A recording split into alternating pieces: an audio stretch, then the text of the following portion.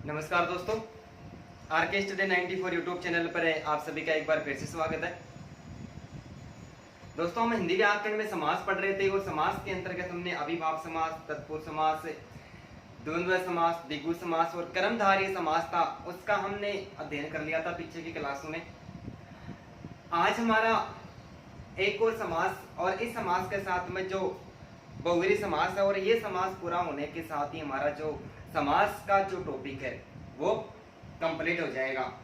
ठीक है, लेकिन दोस्तों आप में से किसी ने भी अभी तक हमारे चैनल को सब्सक्राइब नहीं किया तो आप सबसे पहले सब्सक्राइब करें, बेल आइकन बटन को दबाएं, वीडियो को लाइक करें और अपने सारे दोस्तों के साथ शेयर करें। और फिर किसी प्रकार की कमी वगैरह रह जाती है तो आप कमेंट बॉक्स में जरूर कमेंट करें।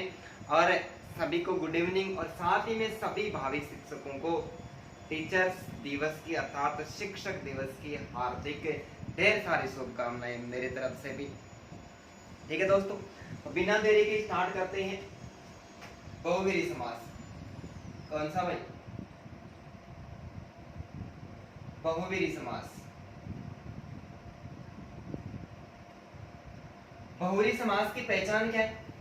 सभी सामासिक पद पढ़े और प्रत्येक सामासिक पद में दो दो पद प्रयुक्त हो रहे। कितने प्रयुक्त हो रहे? दो पद प्रयुक्त हो रहे। लेकिन जहां पर भी दो पद प्रयुक्त हो रहे, इस बहुव्रीहि समास के अंतर्गत दोनों पद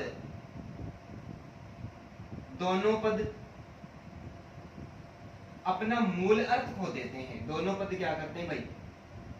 अपना जो मूल अर्थ है, अपने उस मूल अर्थ को तो खो देते हैं, मूल अर्थ को खो देते हैं तथा उनके स्थान पर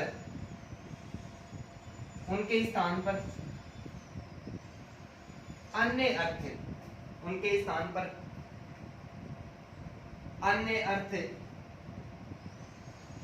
प्रकट होने लगता है।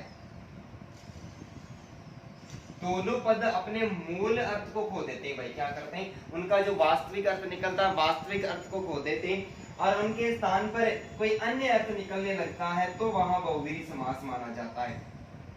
क्या माना जाता है? बहुव्रीहि समास माना जाता है। ठीक है, तो जब किसी सामासिक पद में दोनों पद अपना मूल अर्थ खो देते हैं और किसी अन्य अर्थ को प्रकट करने लग जाते हैं तो वहां पर बहुव्रीहि समास माना जाता है। और बहुव्रीहि समास का जो विग्रह कार्य करते हैं, क्या करते हैं भाई?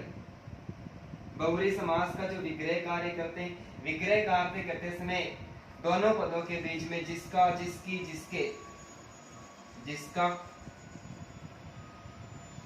जिसकी,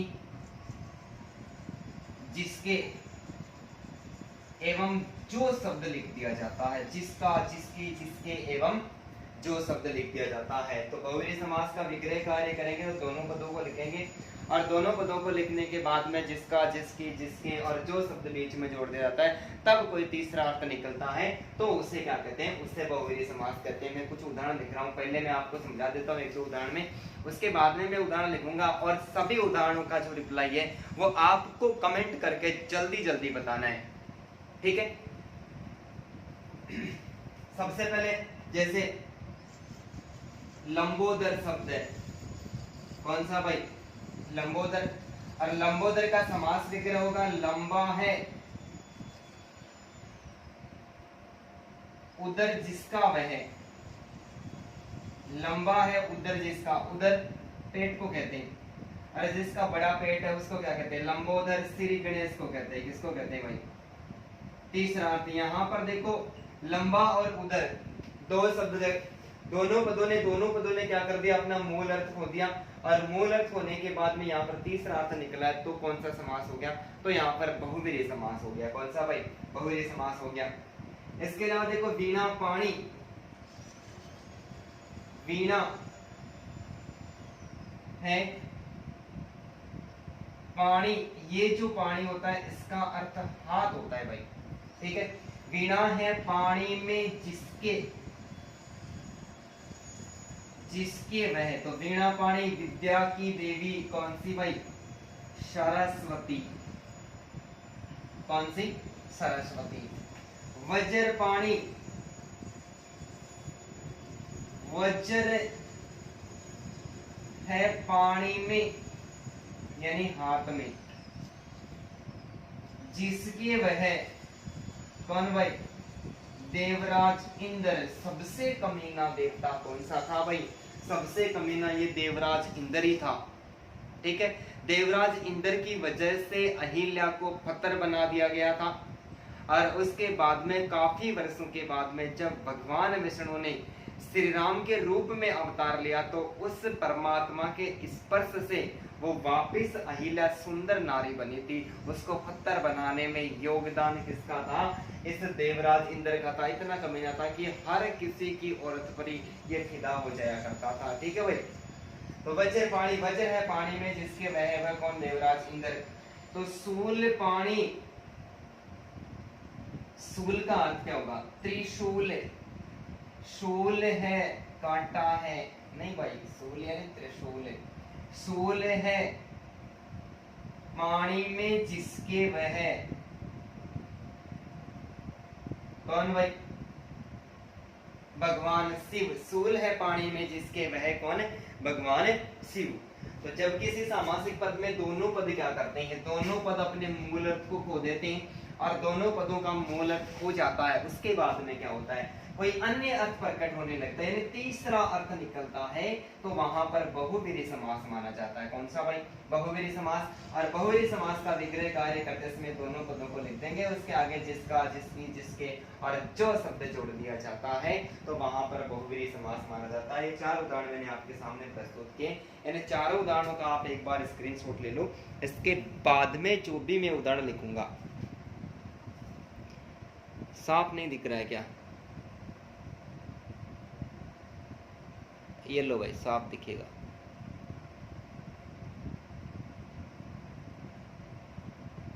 ठीक है, अब तो दिख रहा है साफ। आपकी समस्या का समाधान हो गया भाई, हो गया। अब साफ दिख रहा है तो एक बार कमेंट में जल्दी से हाँ करें। दोबारा समझा देता हूं। बहुव्रीहि समास, जब किसी सामासिक पद में दोनों पद अपना मूल अर्थ खो देते हैं, उनके स्थान पर कोई अन्य अर्थ प्रकट होने लगता है तो भाई बहुव्रीहि समास माना जाता है। विग्रह कार्य करते समय दोनों पदों को लिखेंगे, दोनों के बीच में जिसका, जिसकी, जिसके और जो शब्दों को लिख दिया जाता है। लंबा उदर, लंबा है उदर जिसका वह गणेश है। वीणा पानी, वीणा है पानी में जिसके वह सरस्वती। और वज्र पानी, वज्र है पानी में जिसके वह कौन, देवराज इंद्र। सुवल है पानी में जिसके वह तो कौन, भगवान शिव। तो अब आप जल्दी से इसका स्क्रीनशॉट ले ले भाई। अब सबको साफ दिखाई दे रहा है, उम्मीद करता हूं कि अब सबको साफ दिख रहा है। ठीक है, मिटा दूं जी, स्क्रीनशॉट ले लिया तो मैं मिटा दूंगा। अब मैं आपको कुछ उदाहरण दे रहा हूं, मैं केवल और केवल उदाहरण लिखूंगा, आप जल्दी जल्दी कमेंट करके जाना। और फिर भी किसी प्रकार की कोई कमी वगैरह रह जाती है तो उस कमी के बारे में आप मेरे को जरूर जरूर अवगत करवाएं। टाइमिंग को लेकर हम 2-3 दिन से लगातार ऐसे प्रयास करेंगे, टाइम को चेंज कर दें, चेंज कर दें, चेंज कर दें। तो वो भी मैं एक आपके सामने प्रस्ताव रख रहा हूँ। आप सभी से उम्मीद करता हूँ कि आप अपना कोई यथावत टाइम बताएं। मैं अपनी तरफ से बता रहा हूँ कि शायद कल होने वाली जो हमारी साइकोलॉजी की क्लास है वो क्लास 5:30 बजे से शुरू हो जाएगी। उसके बाद में कितनी देर चलती है, एक मॉडल पेपर जितना टाइम तक सोल्व होगा 15 क्वेश्चनों का, जिसमें 50-60 जितने भी क्वेश्चन निकल के आते हैं वो उतने समय तक चलेगा। तो मैं अपनी तरफ से कल जो क्लास का टाइम बदल रहा हूँ वो 5:30 बजे का है। बाकी आप कमेंट कर दो, फिर उसके हिसाब से देखेंगे। मैं उदाहरण लिख रहा हूँ भाई। चंद्र चूड़े,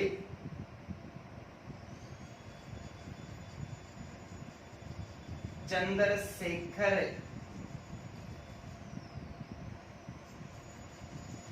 चंद्रमौली,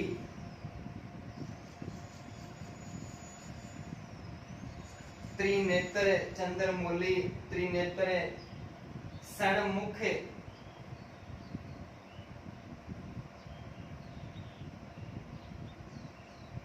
षणमातुर, दशानन। चलो देखिए, जल्दी से कमेंट करके बताओ कि इनका समास विग्रह है क्या होगा। दिख रहा है भाई सभी को? ठीक है, सभी को दिख रहा है तो जल्दी से समास विग्रह करें। चंद्रचूड़, चंद्रशेखर,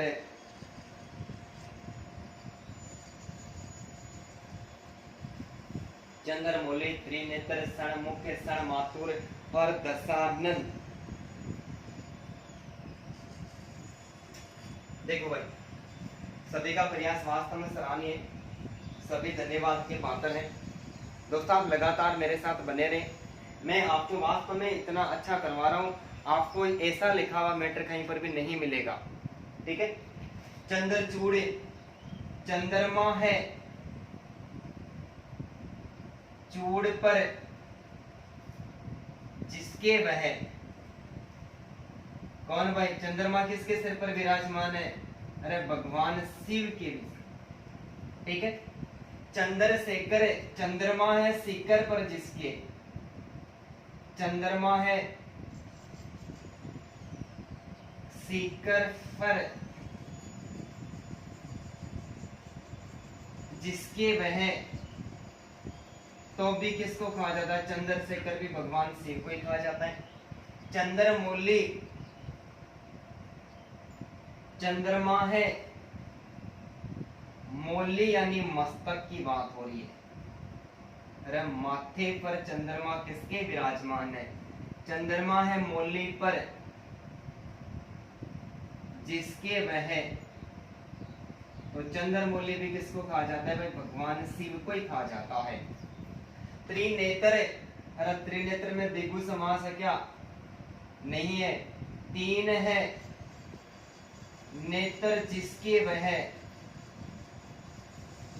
तीन है नेत्र जिसके वह, तीन नेत्र किसके हैं?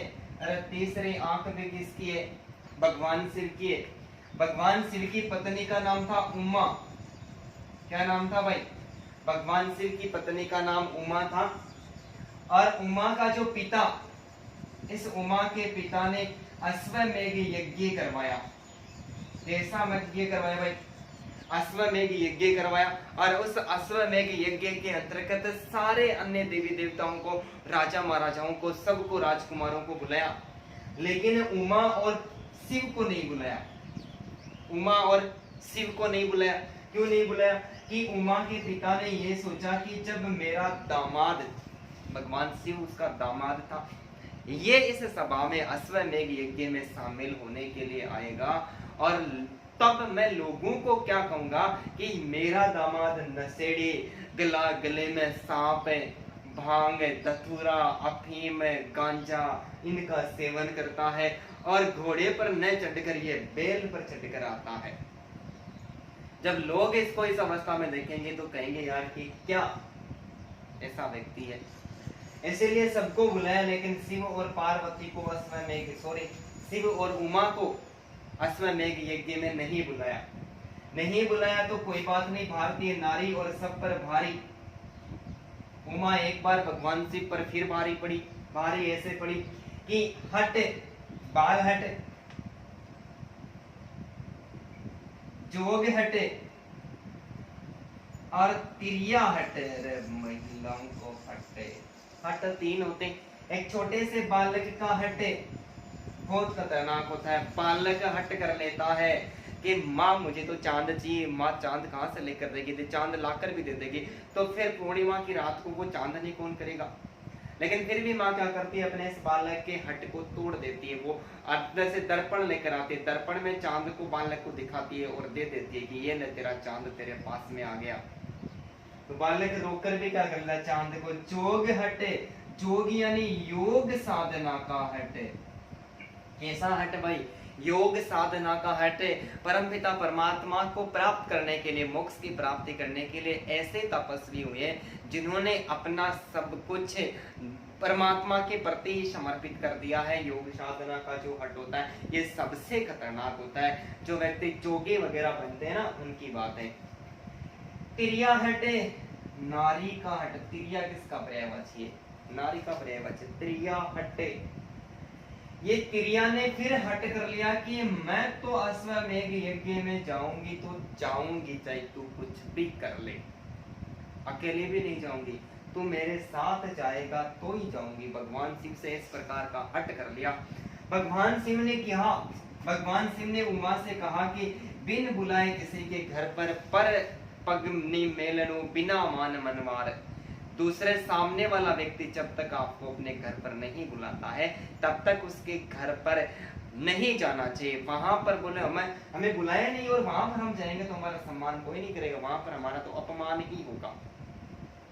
उमा कहती है नहीं, उमा कहती है कि मालिक, पिता और दोस्त, मालिक, पिता और दोस्त, इन तीनों के घर पर यदि बिना बुलाए भी चला जाता है इंसान, वो बदले में कुछ कह भी देता है तो उसका अपमान नहीं होता है, उसको अपमान नहीं मानना चाहिए। अपने तो अपने होते हैं, वो तो अपने खुद के लोग होते हैं और फिर भी हम अपने पिता के घर ही तो जा रहे हैं। ये बात सिद्ध कर दी उमा ने। तो भगवान शिव तो देवता तो सारे अंतर्यामी थे, इनको सब पहले पता तो होता ही था न कि आगे क्या होने वाला है, अनहोनी तो होने वाली है। जब भगवान शिव और उमा अपने पिता के घर आ जाते हैं तो आने के बाद में जैसा भगवान शिव ने कहा था उनका अपमान हुआ और अपमान को भगवान शिव तो जहर की घूंट समझकर पी गया, लेकिन उमा उसे अपमान को सहन नहीं कर पाई और अश्वमेघ यज्ञ की जो वेदी बनी हुई थी, क्या बनी हुई थी भाई? अश्वमेघ यज्ञ की जो वेदी बनी हुई थी, इस वेदी के अंदर ये उमा गिर जाती है और गिरकर जलकर नष्ट हो जाती है, मर जाती है। तब भगवान विरह व्यथा में चले जाते हैं, भगवान को विरह उत्पन्न हो जाता है। तेरे बिना जग सुना सुना लागे, कभी कैलाश पर्वत पर जाता है, कभी नगर में जाता है, कभी किधर जाता है, कभी नशा करता है। हर गम की सिर्फ एक ही दवा होती है और उसका नाम नशा होता है। नशा चाहे किसी का भी हो, बहुत खतरनाक होता है। तो भगवान शिव विरह व्यथा जाग जाती है और विरह व्यथा जागने के बाद में विरह है तो घायल की गति घायल ही जान सकता है, जो घायल नहीं हुआ है वो कभी भी घायल की गति नहीं जान सकता है। तब भगवान शिव वापिस उमा को प्राप्त करने के लिए कैलाश पर्वत पर चला जाता है और वहां पर जाकर तपस्या करता है, तपस्या में लीन हो जाता है। ठीक है, क्या हो जाता है भाई? तपस्या में लीन हो जाता है और देवलोक में एक राक्षस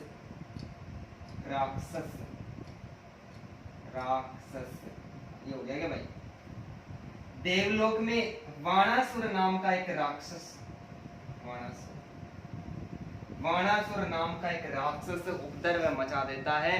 सारे देवता त्राहिमाम करने लग जाते हैं, हमारी रक्षा करो, हमारी रक्षा करो। जब उन सारे देवताओं को कोई उपाय निकल के नहीं आता है तब वो क्या करता है कि भगवान ब्रह्मा के पास में जाते हैं।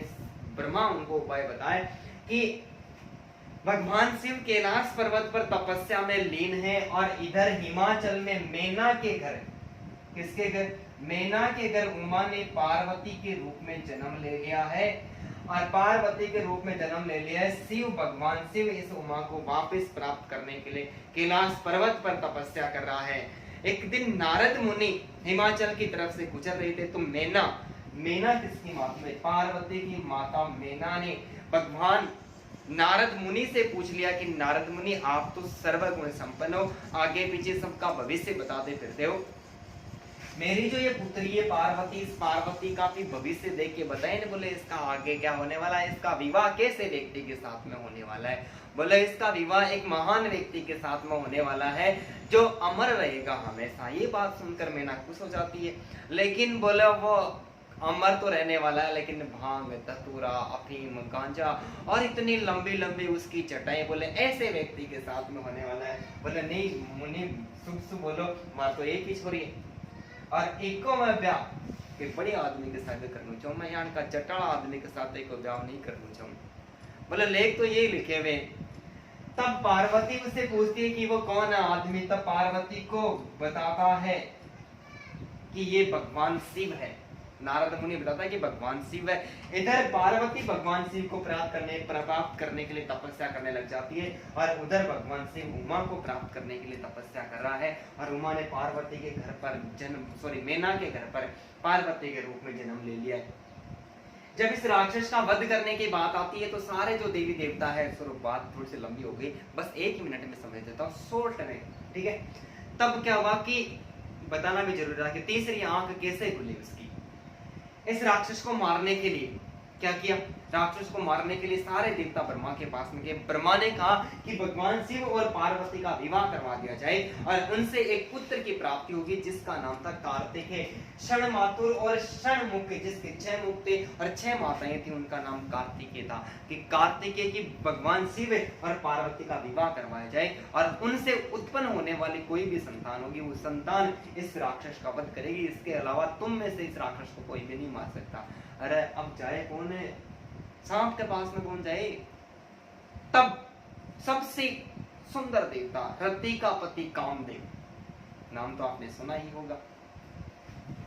कामदेव बोला कि इसका बेड़ा मैं उठाता हूं, लेकिन आपको सारे देवताओं को मेरे साथ में चलना होगा।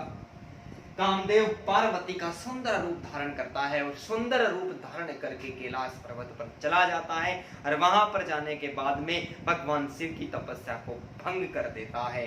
भगवान शिव की तपस्या को भंग करता है। ऐसा कहते हैं कि कैलाश पर्वत को वृक्ष था और वृक्ष सुंदरकांड में ऐसा बताते हैं कि वो वृक्ष आम का वृक्ष था।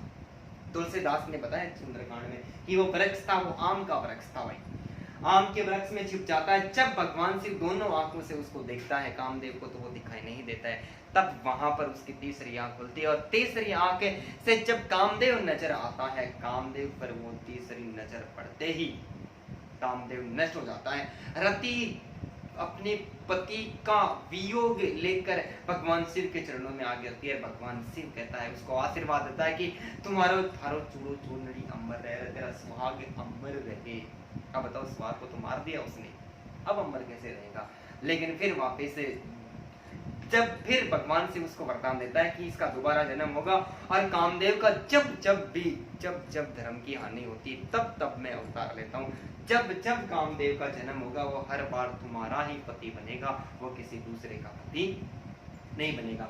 वहां पर भगवान शिव और पार्वती का विवाह करवा देते हैं और विवाह करने से एक संतान की उत्पत्ति होती है। तो दोस्तों बात थोड़ी सी लंबी थी, कोई बात नहीं, ज्ञान ले लेना चाहिए, चाहे कहाँ पर भी मिले, कैसा भी मिले। हिंदी पढ़ा रहे हैं तो थोड़ा आगे पीछे हो जाता है।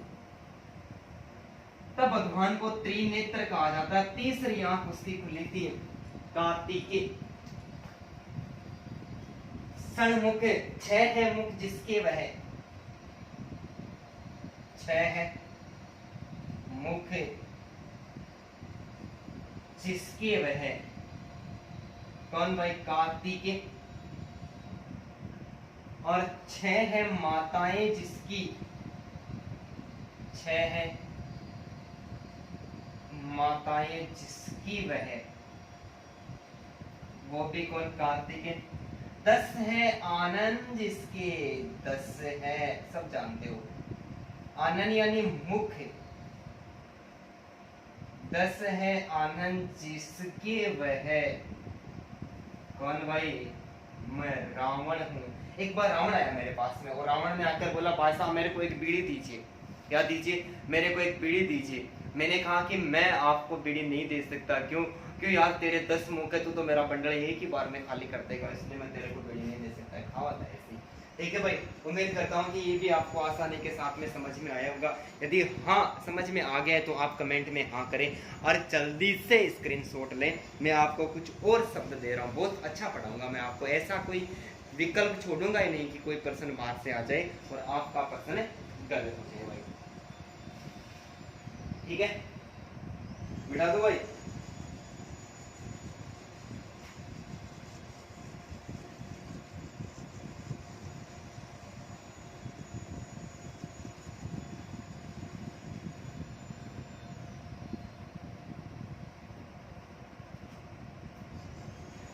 पंचानन,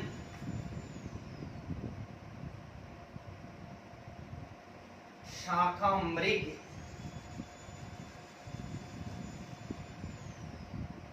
पंचानन शाखा मृग,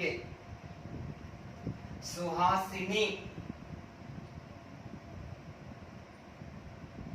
सुहासिनी, नीलकंठ, जितेंद्रिय, नीलकंठ,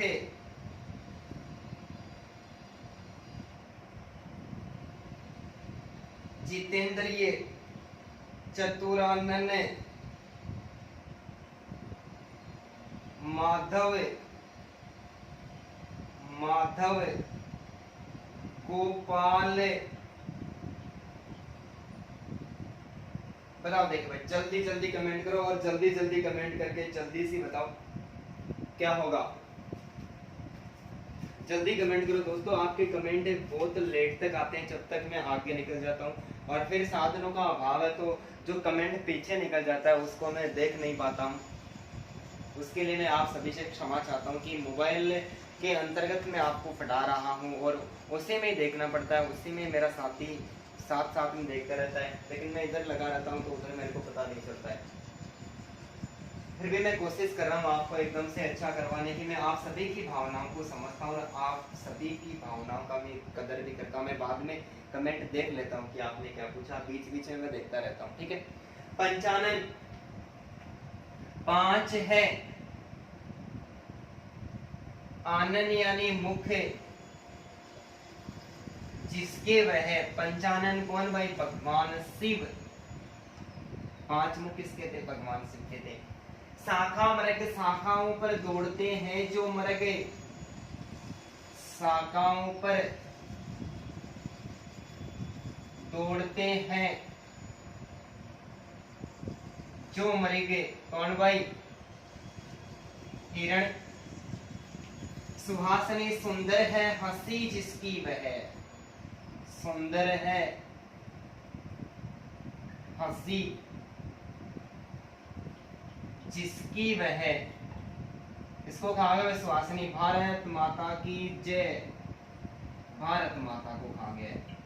बोलो देखिए, भारत माता की जय। स्कूल में बुलाते थे नाम से। नीलकंठ, नीला है कंठ जिसका वह, नीला है कंठ जिसका वह। कौन? भगवान शिव। भगवान शिव का नीला कंठ क्यों है? एक बार देवताओं ने समुद्र का मंथन किया था, सागर का मंथन किया था, और सागर का मंथन करने के बाद में, सागर का मंथन करके जहर और अमृत दोनों प्राप्त किया था। जहर भी प्राप्त किया था और अमृत भी प्राप्त किया था, ठीक है। जहर प्राप्त करने के बाद में देवताओं ने कहा कि ये जहर है, और जहर को पीने के बाद में भी व्यक्ति मरेगा नहीं, अमर हो जाएगा। आपके सामने लाकर कोई सांप छोड़ दे और बोल दे कि इसको पकड़ लो, ये खाएगा नहीं, लेकिन फिर भी हिम्मत नहीं होती है। अरे पंखों से कुछ नहीं होता, हौसलों में उड़ान होती है। इंसान के पंख लगाकर 5 मंजिल पर चढ़ा दे और वहां से कहे कि अब तो यहाँ से उड़ सकता है, लेकिन उड़ने की हिम्मत नहीं होती। वो सोचता है कि यदि मेरे पंखों ने बीच में काम करना बंद कर दिया तो मैं जब नीचे गिरूंगा तो मेरे में कुछ भी नहीं बचेगा। तो पंख होने से कुछ नहीं होता, उड़ान हौसलों में होती है। हौसला होना चाहिए ऊपर उड़ने का। तो भगवान शिव ने क्या किया कि जहर, मतलब जहर का कोई भी सेवन करेगा, और जहर का जो सेवन करेगा, किसका भाई?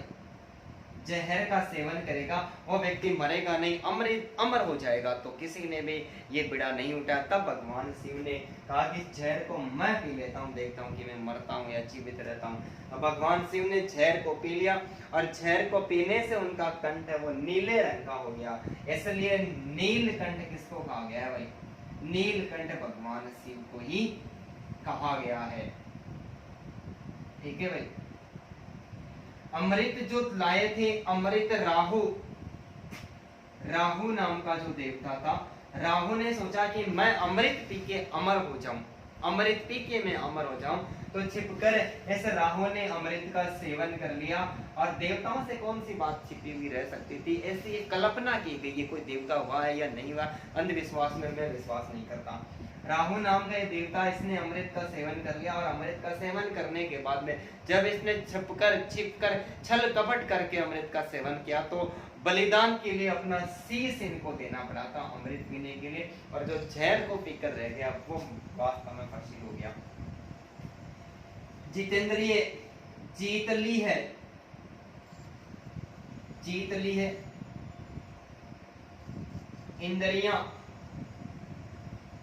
जिसने अपनी इंद्रियों पर वश को, इंद्रियों को अपने वश में कर लिया। एक साधक, एक भगवान की प्रार्थना करने वाला, भक्ति करने वाला एक साधक जितेंद्रिय कहलाता है।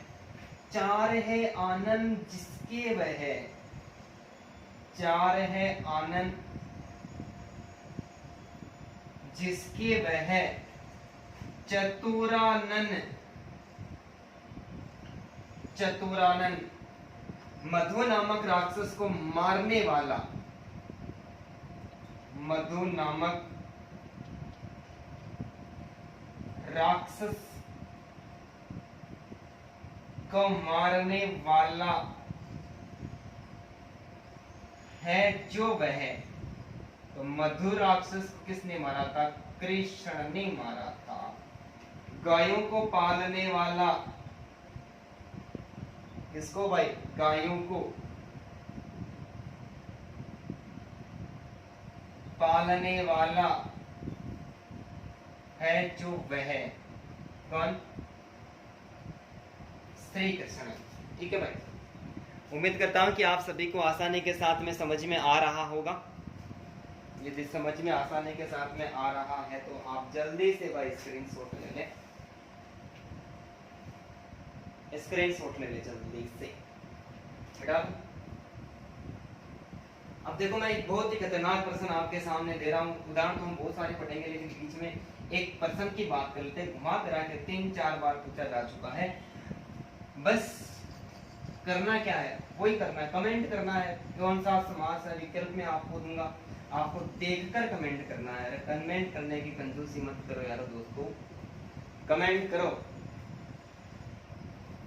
पहले मैं समास विग्रह कर देता हूं। पीतांबर,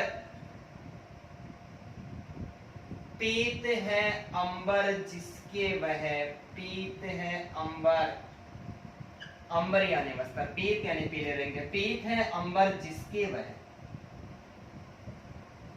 जिसके वह। कौन भाई? पीले रंग के वस्त्र भगवान श्री कृष्ण के थे, लेकिन श्री कृष्ण विष्णु का दूसरा अवतार माना जाता है, इसलिए सही आंसर विष्णु होगा। पीतांबर। तीसरा अर्थ निकल के आता है। प्रश्न करता हूं मैं आपसे,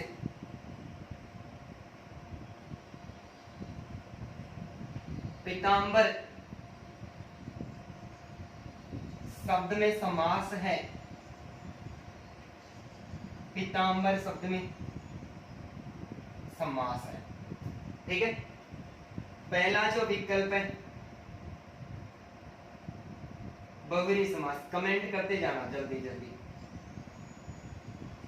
दूसरा है कर्मधारय, तीसरा विकल्प है तत्पुरुष, और चौथा विकल्प है द्वंद्व। ठीक है, पर्सन वही है, मैं विकल्प चेंज कर देता हूं। कर्मधारय, तत्पुरुष, द्वंद्व और दिग्गु। पर्सन वही है, विकल्प फिर मैं चेंज कर रहा हूं आपके सामने। कर्मधारय,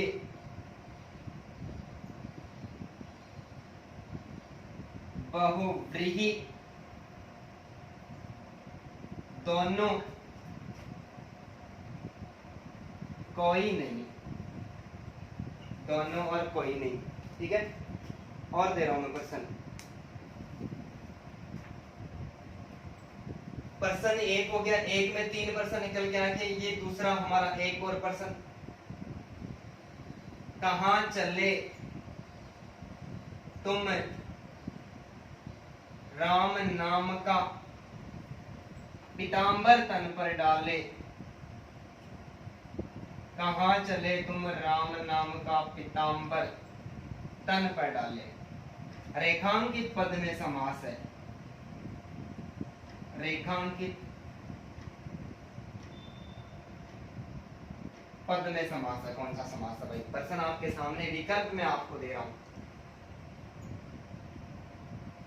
बहुव्रीहि, कर्मधारय, बहुव्रीहि कर्मधारय, दिग्गु, तत्पुरुष। एक और प्रश्न है, हे पीतांबर मेरी रक्षा करो, हे पीताम्बर मेरी रक्षा करो, विकल्प बहुव्रीहि, दूसरा कर्मधारी,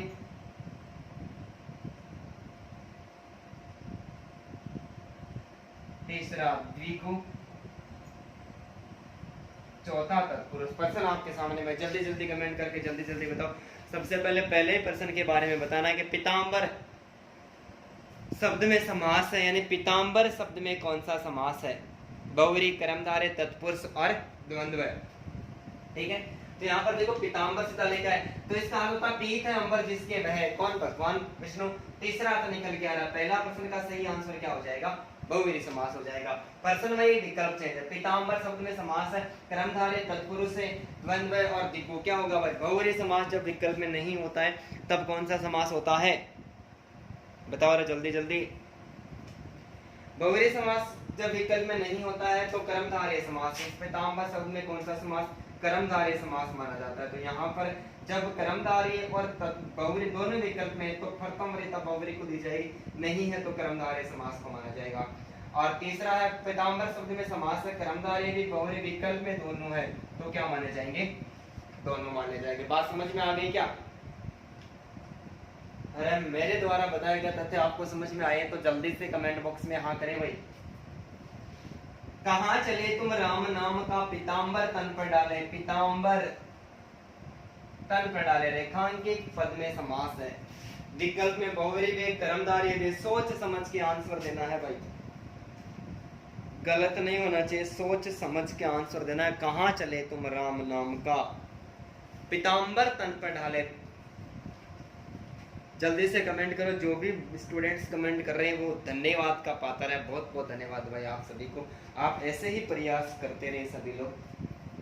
कहाँ चले तुम राम नाम का पीताम्बर तन पर डाले, बहुव्रीहि समास भी विकल्प में, कर्मधारय भी, लेकिन यहाँ पर इस प्रश्न में कर्मधारय समास माना गया। देव श्याम नारायण की एक रचना, कवि, हिंदी साहित्य का एक सर्वश्रेष्ठ कवि श्याम नारायण, 9th क्लास में उसकी एक कविता चलती है, वहां पर पूछता है कि कहाँ चले तुम राम नाम का पीताम्बर तन पर डाले, कि एक ऐसा यशस्वी पुरुष, एक ऐसा साधक पुरुष है जिसने अपने थाली को पूरी तरह से सजा रखा है और अपने शरीर पर पीले रंग का वस्त्र, राम नाम का पीताम्बर, राम कहाँ चले तुम राम नाम का पीताम्बर तन पर डाले। उस व्यक्ति ने क्या कर रखा है? एक पीले रंग का वस्त्र अपने शरीर पर डाल रखा है और उस वस्त्र पर बार बार राम का नाम लिखा हुआ है। एक फूलों की थाली, यानी एक पूजा करने योग्य थाली को उसने सजा रखा है। तो एक व्यक्ति उसको सामने मिलता है और पूछता है कि कहाँ चले तुम राम नाम का पीताम्बर तन पर डाले, कि राम का बार बार जिस वस्त्र पर नाम लिखा हुआ है तन पर तूने धारण कर रखा है और उसको डालकर तुम कहाँ जा रहे हो? तुम जिस दिशा में जा रहे हो उधर न तो कैलाश है, न काशी है, न प्रयाग है, न हरिद्वार है, न इलाहाबाद है, तू इधर जा कहाँ रहा है? तब वो कहता है कि मैं वीरों की भूमि राजस्थान का दुर्ग चित्तौड़गढ़ और वहां की जो एक ऐसी नारी जिन्होंने सबसे पहले जोहर किया था, उस पद्मिनी के चरणों की धूल की मैं पूजा करने के लिए जा रहा हूँ। ये भारतीय नारी यहाँ पर पूजनीय है, इसलिए मैं वहां पर पूजा करने के लिए जा रहा हूँ। उस व्यक्ति से पूछा कि कहाँ चले तुम राम नाम का पीताम्बर तन पर डाले, कि एक ऐसे पीले रंग का वस्त्र जिस पर बार बार राम का नाम लिखा हुआ तन पर धारण कर रखा है। इसका मतलब तीसरा आपको नहीं निकल रहा है, तो भाई ध्यान रखना, ऐसे प्रश्न पूछे जा चुके। कर्मधारय समास, कौन सा समास? कर्मधारय समास। हे पीताम्बर, पीले रंगों को वस्त्र, पीले रंग के वस्त्रों को धारण करने वाले हे भगवान विष्णु, तुम मेरी रक्षा करो। इसका मतलब बहुव्रीहि समास हो गया। कौन सा समास? बहुव्रीहि समास हो गया। विचलित नहीं होना है। पीताम्बर में 3 प्रकार से सीधे प्रश्न पूछेगा। पीताम्बर शब्द में समास है तो सबसे पहली वरीयता बहुव्रीहि समास को दी जाएगी, नहीं है तो कर्मधारय, दोनों है तो दोनों को मान जाएगी। एक स्थिति एक ही बार में क्लियर। कहाँ चले तुम राम नाम का, राम का नाम जिस पर बार बार लिखा हुआ, पीले रंग का वस्त्र तन पर डाले, शरीर पर तूने धारण कर रहा है, कहाँ पर जा रहा है? इसका मतलब धारण कर रखा है तो पीले रंग का वस्त्र। तीसरा तो नहीं निकल रहा, कर्मधारय समास। हे पीताम्बर मेरी रक्षा करो। पीताम्बर ये प्रश्न को घुमा फिरा के पूछा गया है, तो कौन सा समास हो गया? बहुव्रीहि समास हो गया। जल्दी से स्क्रीनशॉट ले लो भाई। और बहुत सारे उदाहरण मैं आपके लिए लेकर आया हूँ, तो मैं आपको बताने वाला हूँ। मुझे क्या करना है, किसी का भला हो जाए, अच्छी बात है। मेरे द्वारा, मेरे सहयोग के द्वारा मैं तो दोस्तों आपको एक अच्छा करवा सकता हूँ। अब आप में यदि अच्छी करने की हिम्मत है तो आपका सिलेक्शन करवाने से इस दुनिया की कोई ताकत नहीं रोक सकती, ये मेरा वादा है। तो मैं आपको अच्छा करवा सकता हूँ, मैं आपके दिमाग में नहीं घुसेड़ सकता कोई भी बात, उसके लिए तो आप ही को कुछ करना पड़ेगा। कुछ शब्द लिख रहा हूं जिसका समास विग्रह करना है। चक्षु सर्वा, चक्षु सर्वा, मनोज पयोज जलज मनसिज सरसिज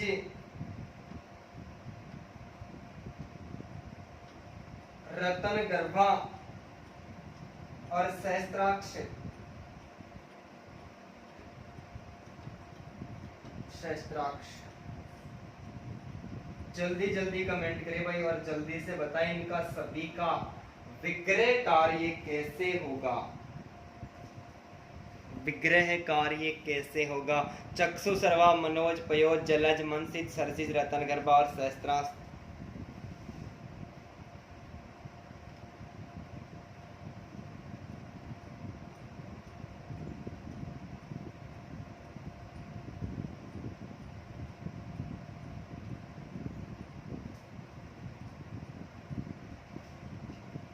बता देंगे जल्दी जल्दी।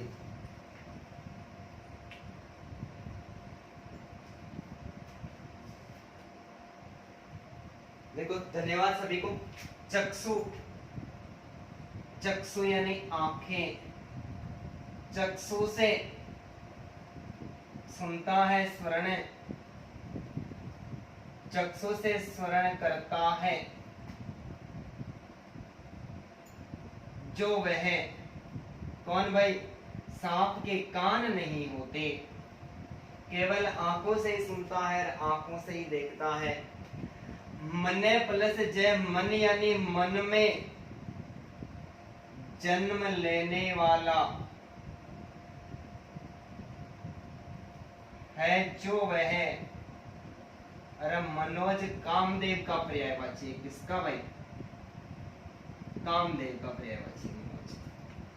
पै यानी पानी में, पै में पानी में जन्म लेने वाला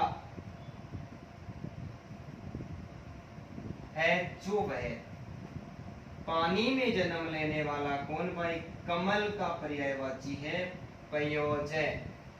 जय यानी जल में, जल में, जल में जन्म लेने वाला है जो वह, कमल। मन से यानी मन में, मनस हो गया, मनस प्लस जय, मन में जन्म लेने वाला है जो वह, मनोज कामदेव का प्रयास है। सरसिज, सरस यानी सागर में, सर यानी तालाब में, सर में जन्म लेने वाला है जो वह, किसका पर्यायवाची भाई, कमल का पर्यायवाची है। रतन है गर्भ में, रतन है गर्भ में जिसके वह पृथ्वी, और सहस्त्र यानी हजार, सहस्त्र है आंखें जिसके वह देवराज इंद्र। ठीक है, उम्मीद करता हूं कि ये भी आपको आसानी के साथ में समझ में आया ही होगा। ऐसे तो कोई बात ही नहीं है कि मैं आपको बताऊं और आपके समझ में नहीं आए, ऐसा तो हो ही नहीं सकता, और यदि होता भी है तो मैं होने नहीं दूंगा। जल्दी से भाई इसका स्क्रीनशॉट ले लें। मिटा दो भाई, ठीक है।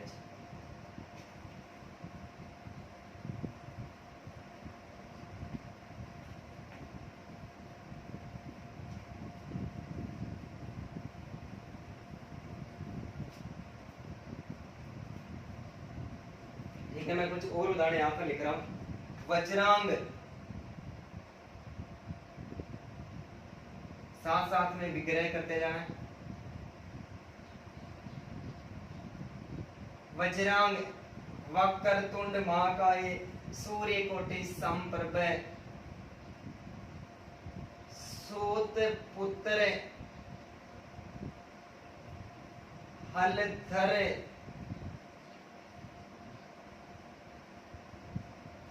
रमेश, विश्वंभर,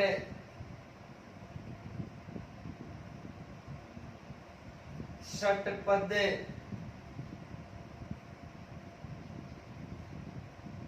जल्दी से समास वगैरह करे भाई। पतित पावन,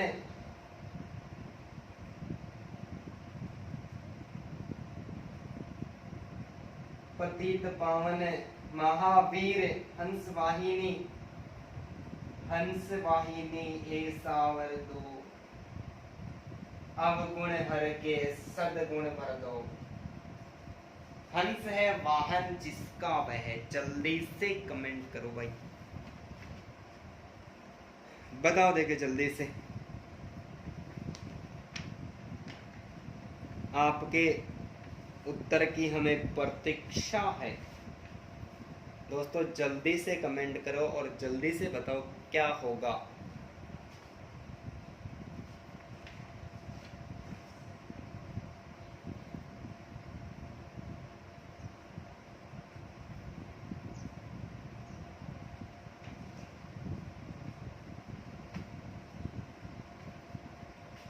मिटा दो भाई, बता तो दिया ही होगा आपने। शाबाश, प्रयास बहुत अच्छा है। देखो वज्र के समान है, वज्र के समान है जिसके अंग वह, बजरंग बली। कौन भाई? बजरंग बली, बालाजी की जय हो। वज्र के समान किसके अंग थे? बजरंग के थे, इसलिए उसको बजरंग कहा गया था। वक्र है तुंड जिसका, वक्र का मतलब टेढ़ा, वक्र का मतलब कैसा है भाई? टेढ़ा। वक्र है तुंड जिसका वह, मुख्य, वक्र यानी टेढ़ा, वक्र है तुंड यानी मुख्य, जिसका वह, जिसका वह। कौन भाई? श्री गणेश। ओम वक्रतुंड महाकाय सूर्यकोटि समप्रभ निर्विघ्नं कुरु मे देवं सर्वकार्येषु सर्वदा स्वाहा। भाई गणेश। सूत यानी सारथी का, सूत का है जो पुत्र वह, सारथी का पुत्र था कर्ण, दानवीर कर्ण की बात हो रही भाई। हल को धारण करने वाला है बलराम, हल को धारण करने वाला है जो वह, हल को धारण करने वाला है। हलधर किसको कहा गया भाई? बलराम को कहा गया। किसको? बलराम को कहा गया। रमेश, रमा का ए से, अरे तावड़ा को धनी कुण पति, रमा का ए से है जो वह। अरे रमा किसका पर्यायवाची है? बताओ देखिए जल्दी से, रमा किसका पर्यायवाची है? रमा लक्ष्मी का पर्यायवाची है या पार्वती का पर्यायवाची है? लक्ष्मी का पर्यायवाची है रमा। और रमा लक्ष्मी किसकी पत्नी थी? भगवान विष्णु की पत्नी थी लक्ष्मी। तो रमा, रमेश किसका पर्यायवाची है? रमेश भगवान विष्णु का पर्यायवाची है और रमा लक्ष्मी का पर्यायवाची है। विश्वभ्रन, विश्व का भरण करने वाला है जो वह। कौन भाई? भगवान विष्णु। ब्रह्मा विष्णु महेश से नहीं क्या, ब्रह्मा विष्णु और महेश से। उत्पत्ति करने वाला कौन, ब्रह्मा। पालन पोषण करने वाला कौन, विष्णु।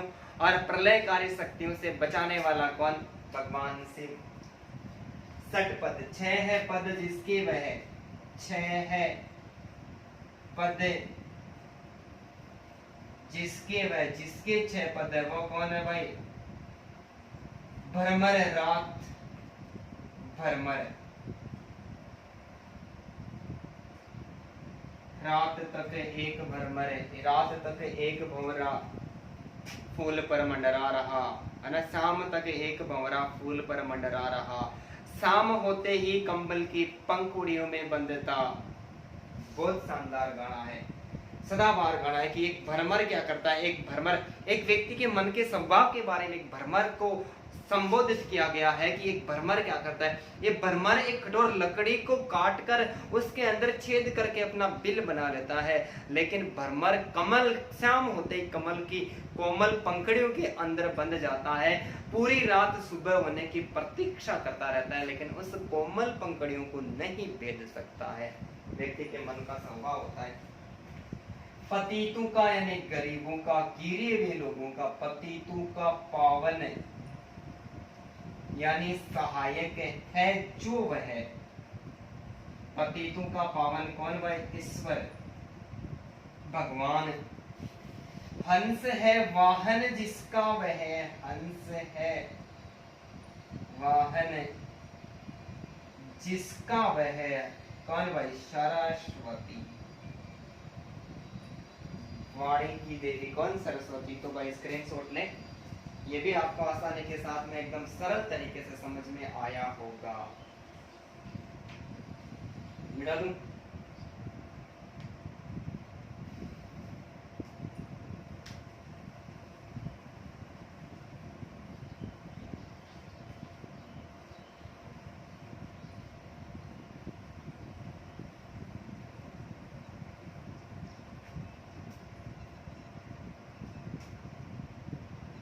ठीक है भाई। दिगंबर,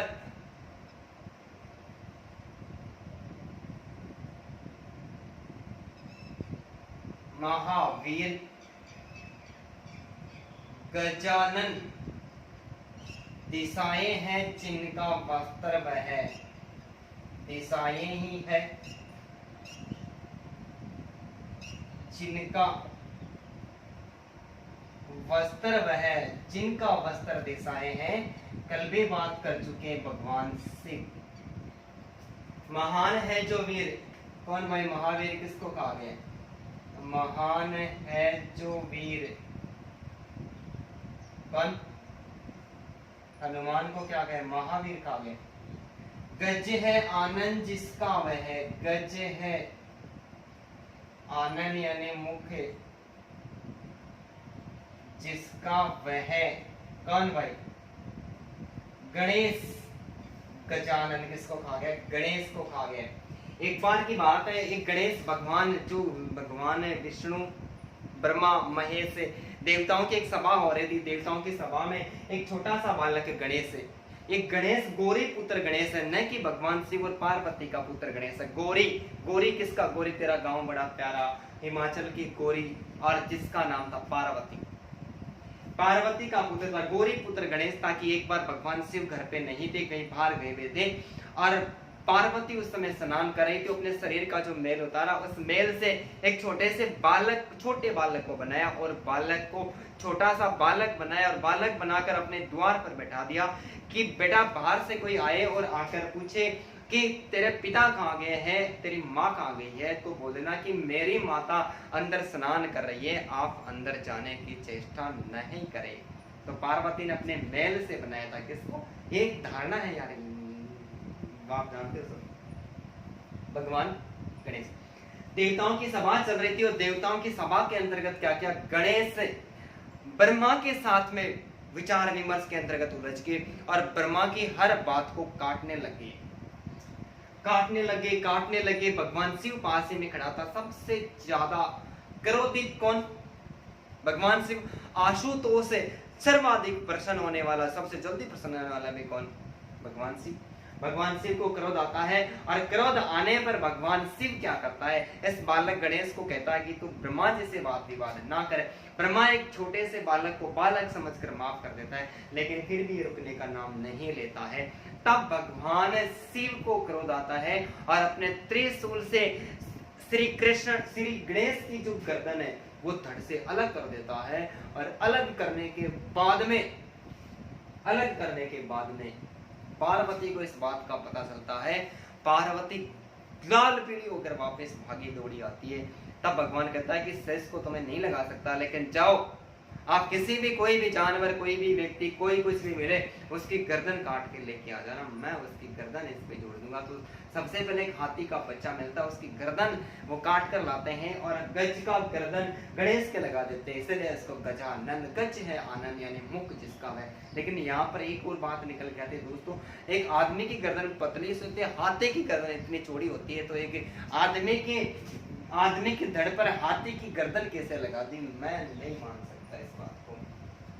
ठीक है, अब हमसे यहाँ पर प्रश्न कैसे पूछेगा।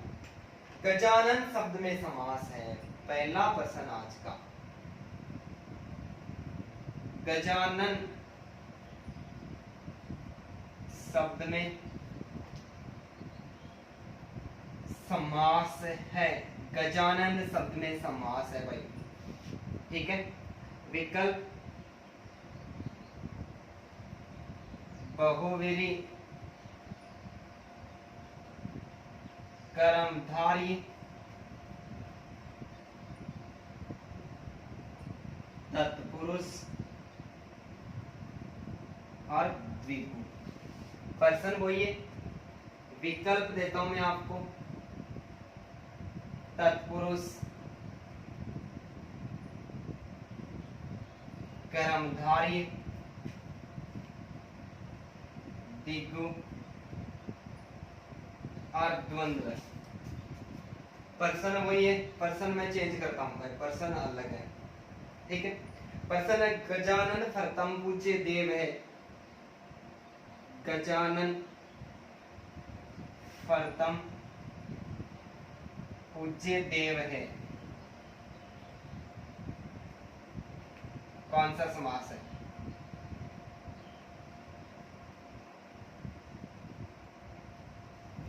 विकल्प में आपको देने वाला ही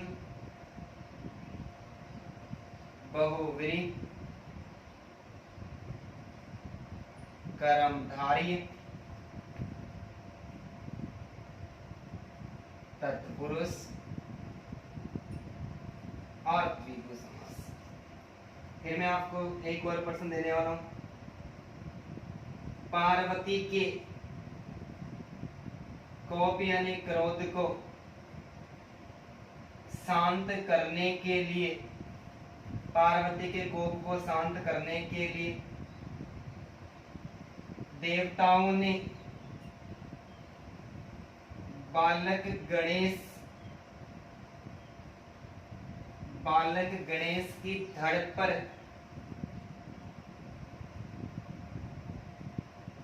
गजानन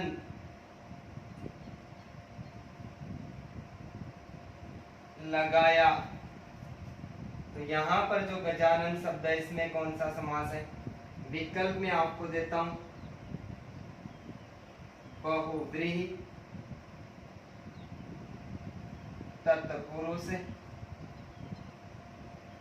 कर्मधारी और द्विगु। जल्दी से कमेंट करके बताओ, एक प्रश्न आपके सामने, बहुत सारे प्रश्न निकल गए हैं। चलो भाई, प्रश्न दिखता नहीं है तो मैं इसको ऊपर लिख देता हूं।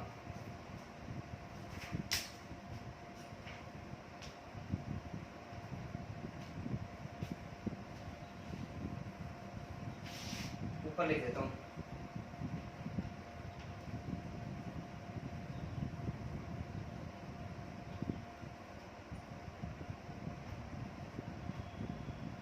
प्रश्न है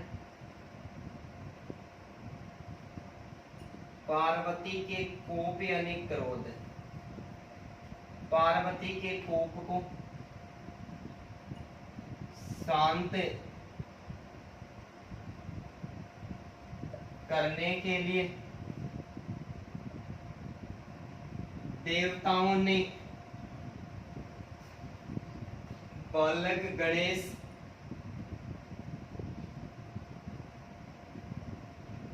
की धड़ पर गजानन लगाया, गजानन लगाया।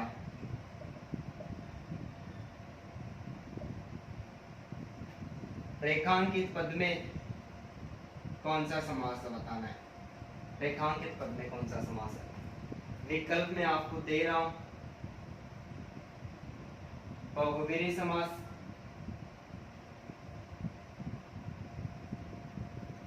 कर्मधारय समास, तत्पुरुष समास और द्वंद्व समास। बताओ भाई, जल्दी से कमेंट करके बताओ, जल्दी से यारो, जल्दी जल्दी कमेंट करो भाई, बहुत ज़्यादा टाइम हो रहा है और तबीयत भी आज थोड़ी ठीक है, हो जाएगी धीरे धीरे ठीक, लेकिन काफ़ी देर हो गई तो थोड़ा सा अजीब सा महसूस होने लगे। प्रश्न पहला, गजानन शब्द में समास है, गज है आनंद जिसका वह बहुव्रीहि समास है, ये पहले वरीयता देनी है, लेकिन प्रश्न वही विकल्प चेंज है, गज है आनंद, गजानन शब्द में समास है, तत्पुरुष कर्मधारय द्विगु और द्वंद्व। ध्यान पूर्वक सुनना, गजानंद, गज का, आनंद का, के की, संबंध तत्पुरुष समास। कौन सा भाई? संबंध तत्पुरुष समास। तो यदि बहुव्रीहि विकल्प में नहीं है तो गजानन शब्द में कौन सा समास माना जाएगा? तत्पुरुष मानेगा। गज का आनंद, हाथी का मुख, गजानन, गज का आनंद, ठीक है, गजानन। गजानन खत्म पूज्य देव, यानी गज है आनंद जिसका वह, यानी भगवान श्री गणेश की बात हो रही है, तो कौन सा समास हो गया? बहुव्रीहि समास हो गया। लेकिन पार्वती के कोप को शांत करने के लिए देवताओं ने बालक के गणेश की धड़ पर गज का आनंद, हाथी का मुख लगाया। तो बहुव्रीहि समास कर्मधारय तत्पुरुष सारे विकल्प में, लेकिन फिर भी इस पंक्ति में तत्पुरुष समास है भाई, ध्यान पूर्वक समझ लो। गजानन शब्द में समास है, सीधा प्रश्न निकल के आता बहुव्रीहि समास है, बहुव्रीहि विकल्प में नहीं होता, दूसरी वरीयता तत्पुरुष को दी जाती है। गजानन खत्म पूज्य देव बहुव्रीहि समास है, यानी कि तीसरा अर्थ निकल के आ रहा है।